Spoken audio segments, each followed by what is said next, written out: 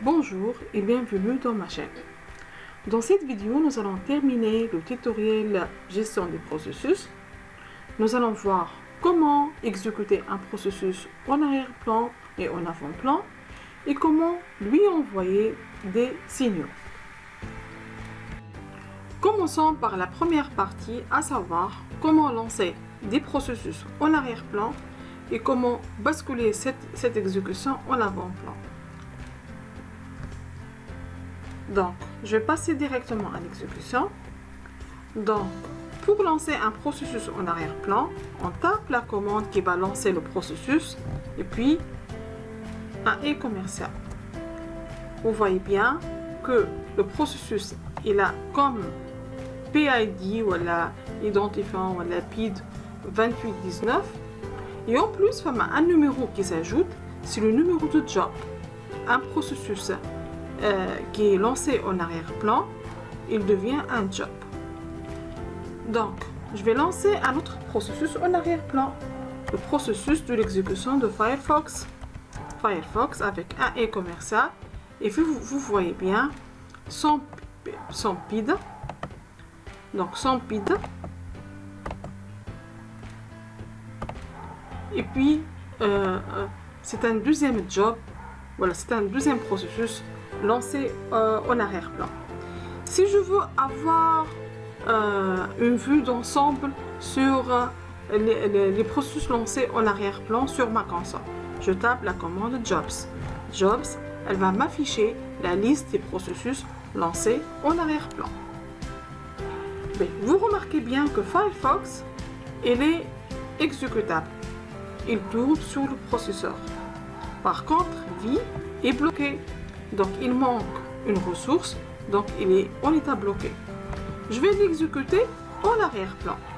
Pour l'exécuter en arrière-plan, j'écris la commande BG %, et puis je choisis le numéro de job.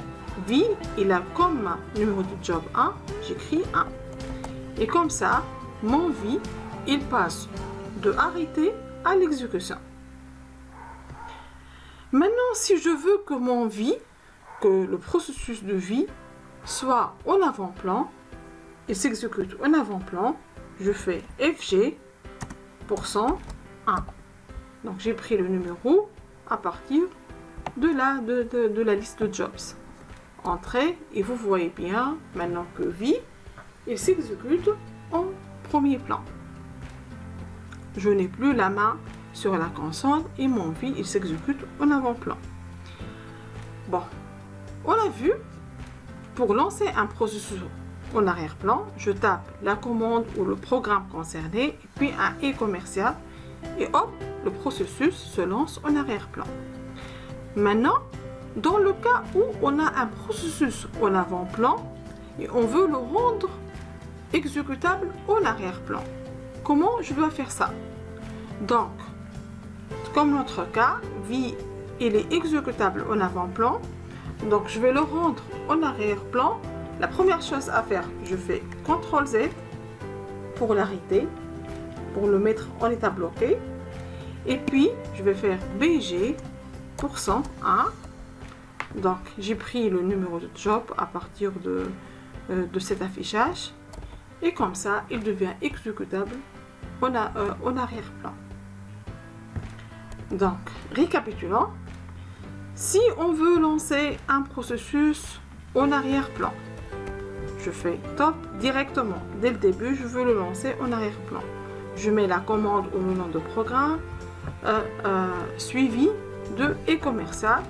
Et vous voyez bien que mon processus avec son PID, il est lancé en arrière-plan avec un numéro de job. Pour afficher la liste des processus lancé en arrière-plan, je tape Jobs.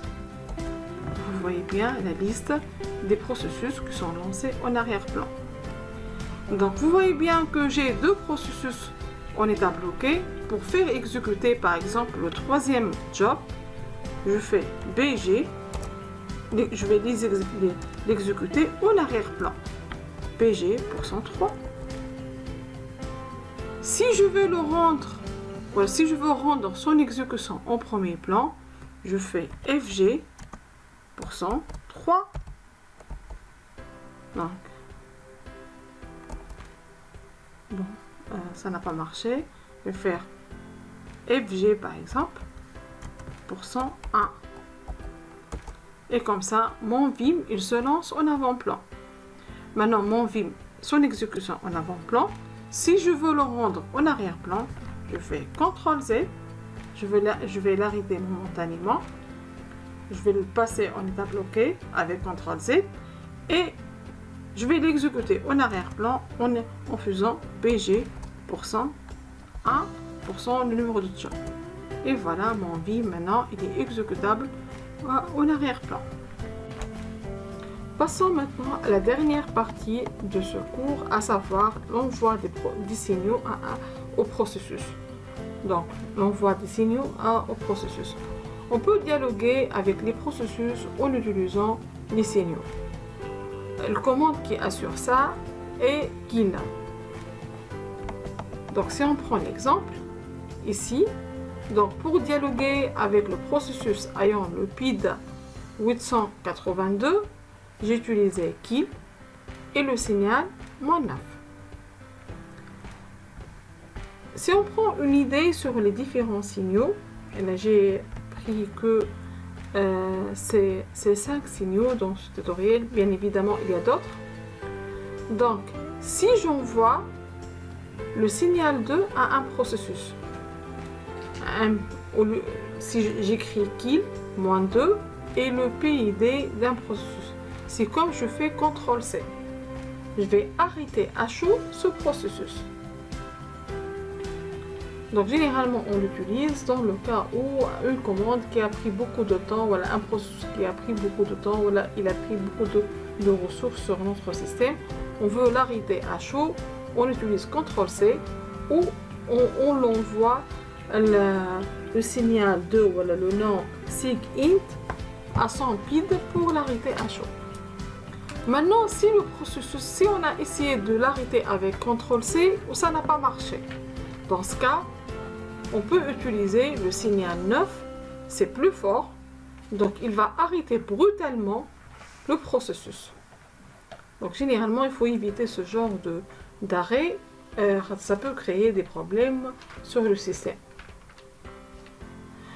Donc l'arrêt il est immédiat, même pas le père sera au courant, les ressources ils vont rester ouvertes. Donc ici on l'utilise en cas où vraiment on n'a pas pu le fermer avec CTRL C, on n'a rien à faire devant ce processus. Donc qui a pris beaucoup de ressources, qui a pris beaucoup de temps pour s'exécuter. Donc on passe directement au signal 9 pour arrêter brutalement. Maintenant, si on veut fermer proprement un processus, donc il libère les ressources, il informe son père, il sort proprement du système, je le ferme avec le signal 15. Je vais écrire kill, espace -15, espace, le PID de processus, il va être arrêté proprement du système. Et généralement, il vaut mieux utiliser ce genre de fermeture. Maintenant, si on a un processus qui est en état exécutable et on veut le rendre bloqué, donc on utilise le signal 19. C'est comme on fait CTRL Z. CTRL Z, c'est l'équivalent d'utiliser le signal 19 pour arrêter un processus. Pour le rendre en exécution, ce processus arrêté, je peux utiliser le signal 18. Donc il passe de l'état bloqué à l'état exécutable en utilisant le signal 18. Voilà. Donc maintenant, on va passer à la démonstration pour comprendre tout ça. Donc je vais ouvrir un terminal. Je vais ouvrir un terminal. Je vais lancer la première commande. Je vais lancer 2 processus en arrière-plan. Donc je vais faire V avec un i commercial et le premier processus. Donc comme un job qui était associé. Et puis Firefox. De même, lancement de l'exécution en arrière-plan. Et vous voyez bien que j'ai 2 processus lancés en arrière-plan. Ici, si je veux fermer Firefox à chaud. Je peux faire CTRL-C, je peux faire la chose suivante, FG %2, et comme ça il devient en avant-plan. Firefox maintenant il est en avant-plan. Pour l'arrêter à chaud, CTRL-C. C'est une manière. Ou la deuxième manière, c'est utiliser les signaux. Donc je vais lancer Firefox en arrière-plan. Pour l'arrêter à chaud, je vais faire kill.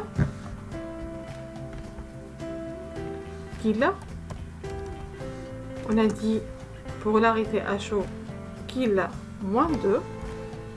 Et puis, soit je mets le PID, soit je mets le numéro de job. %2. Et voilà, c'est comme on a fait CTRL-C. C'est l'équivalent de ce qu'on a fait avant cette tâche. Soit je lance FG, le processus en avant-plan, et puis je fais CTRL-C, ou j'écris kill -2, soit je mets le PID, soit je mets le numéro de job, et comme ça je vais arrêter à chaud le processus. B. Je vais lancer encore une fois Firefox en mode arrière-plan. Voilà. Donc, je retourne. Si je fais Jobs, pour avoir une idée qu'est-ce que j'ai comme Jobs. Voilà, Firefox maintenant, il est en état d'exécution. Si je vais le fermer à vif, de façon brutale, je vais faire kill -9 et puis %3, puisque c'est le troisième job ici. Donc, et voilà, c'est la fermeture brutale à vif. Voilà, CTRL-L. Maintenant, je vais lancer encore une fois Firefox en mode arrière-plan. Donc, si je vais Jobs pour avoir une idée sur tous les jobs qui sont lancés en arrière-plan, vous voyez bien, c'est le job 4 qui représente le processus de Firefox. Maintenant, il est en cours d'exécution. Donc, je vais l'interrompre. Je vais le bloquer. Le cas normal, j'utilise CTRL-Z. L'équivalent de CTRL-Z, je vais utiliser le signal 19. Faire kill -19 %4. Et comme ça, maintenant, il est bloqué. Si je fais Jobs, vous voyez bien que Firefox, maintenant, il est bloqué. Il était au début en exécution avec kill -19. C'est comme j'ai fait CTRL-Z pour Firefox. Et comme ça, il est bloqué. Maintenant, si je vais l'exécuter encore une fois en arrière-plan, je vais faire kill -18 puis %4. Si je fais Jobs, vous voyez bien qu'il retourne à son exécution normale. Maintenant, si je vais l'arrêter de façon normale, de façon propre du système, je vais faire kill -15 %4 et comme ça, il va être fermé de façon normale. Récapitulons, pour dialoguer avec un processus, j'utilise kill, moins, et puis je mets la valeur du signal. On a dit pour -2, c'est comme on utilise le raccourci clavier CTRL-C pour arrêter une application. -9, c'est l'arrêt brutal. -15, c'est l'arrêt de processus de façon normale. On lui laisse le temps pour s'arrêter convenablement, libérer les ressources, informer le processus qu'il a terminé son travail. On a -19 pour suspendre l'exécution d'un processus et le rendre en état bloqué, moins 18, il devient exécutable.